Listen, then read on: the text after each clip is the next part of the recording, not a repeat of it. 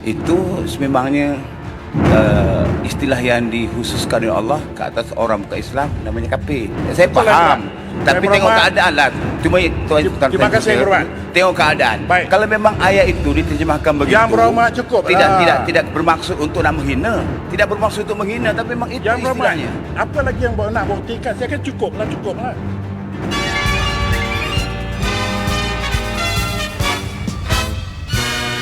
Assalamualaikum, salam sejahtera. Kembali bersama saya dari Laporan Khas Parlimen untuk hari ini.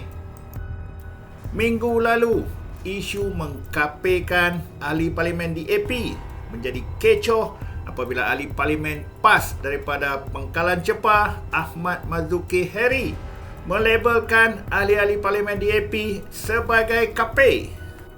Semalam, isu ini dibangkitkan sekali lagi oleh ahli parlimen PAS daripada Parit Bunta, istilah yang Muhammad Misbahul Munir Marzuki, yang mana menjadi kecoh apabila Speaker Johari Abdul tidak membenarkan isu itu diperbahaskan sekali lagi. Tapi beliau masih cuba memperjelaskan isu kafir ini yang kononnya dibenarkan dalam Al-Quran dan juga Islam. Itu sememangnya istilah yang dikhususkan oleh Allah ke atas orang bukan Islam, namanya kafir. Tapi kalau ditujukan pada orang Islam, kita pun tak setuju. Yang Berhormat, Yang Berhormat seorang yang ada agama. Saya hormat Yang Berhormat.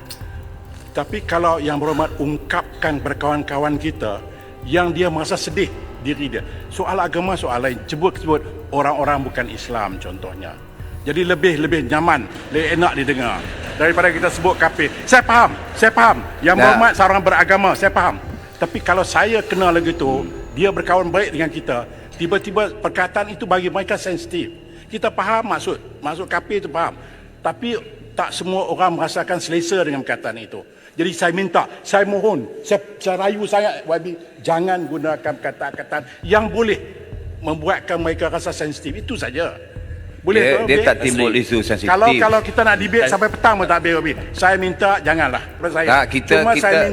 Cuma betul. Kita keluarkan istilah tersebut bukan bermakna kita nak menghina. Tapi kalau misalnya dalam ayat Quran, jelas disebut kita baca ayat Quran yang berkaitan dengan sifat orang kafir dan sebagainya, yang terpaksa kita baca ayat tersebut. Adakah itu termasuk dilarang? Innallazina amanu wallazina kafaru contohnya. Takkanlah itu pun tak boleh. Tengoklah penggunaan ayat. Saya tidak menyebut tidak boleh. Jangan asosiatkan. Jangan bergantung kepada penggunaan ayat. Kalau ayat itu memang ditafsirkan begitu, kita nak kata Yang Berhormat, kalau saya nak buka medan ini, akan ada 70 orang akan bagi pandangan berbeza. Kalau nak buka medan ini. Jadi cukuplah. Terima kasih, Yang Berhormat. Tengok keadaan. Baik. Kalau memang ayat itu diterjemahkan begitu, Yang Berhormat cukup. Tidak bermaksud untuk nak menghina. Dah cukup. Sehinggalah Tidak bermaksud Speaker untuk menghina, tapi merayu-rayu Apa lagi supaya yang nak buktikan? isu Saya kan ini cukup. tidak diteruskan.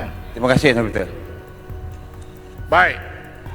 Oleh kerana Puchong tidak hadir hari ini, Begitulah perangai ahli-ahli Parlimen Perikatan Nasional, terutamanya daripada PAS, yang langsung tidak memikirkan sensitiviti kaum-kaum lain, yang mereka tahu hanya memikirkan apa yang mereka percaya.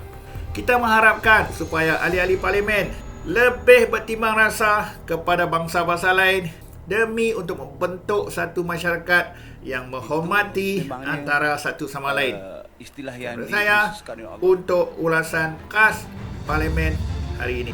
Teruskan menyokong channel saya, Ali Romli, dan jangan lupa untuk memberi sumbangan melalui pembelian Super Tank.